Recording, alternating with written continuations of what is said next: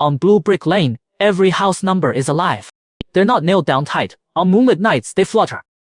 Their edges flap like butterfly wings. Sometimes they wander off to visit the neighbors. So addresses on Blue Brick Lane are always shifting.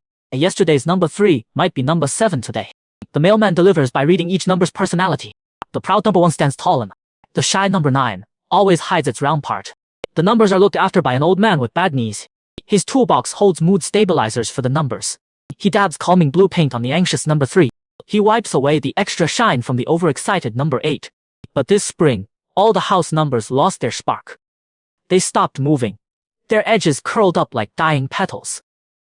Worse yet, a new architect moved in. He wants to turn Blue Brick Lane into a standardized community. He brought a bunch of lifeless metal plates. He plans to replace all the old numbers. House numbers should just do their job and point the way. That's what the architect said.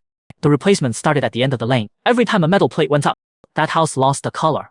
First, the geraniums on number 5's windowsill turned gray. Then the smell of fresh bread from number 12's kitchen faded into dull white fog. 9-year-old Shu was the last kid whose house still had an old number plate. She noticed her number 6 was crying all night.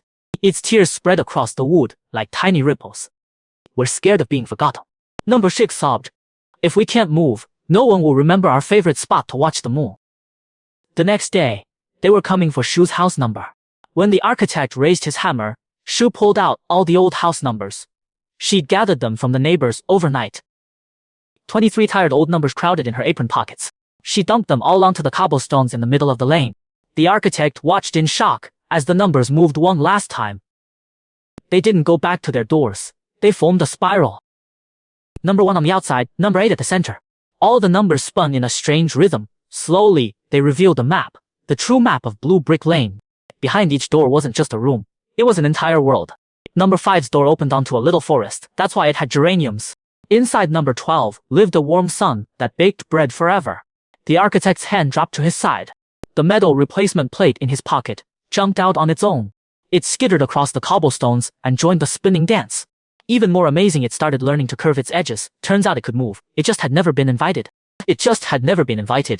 Now the house numbers on Blue Brick Lane are living numbers. Every evening, they crawl slowly along the door frames.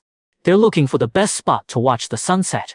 The architect became the new caretaker of the house number. His toolbox now holds nectar paint and starlight polish. As for number 6 at Shu's house, it loves perching on the upper right corner of the doorframe now. Because from up there, the moon always glows with a golden halo like lemon candy. And the mailman got a new uniform. It's covered with glowing numbers sewn all over.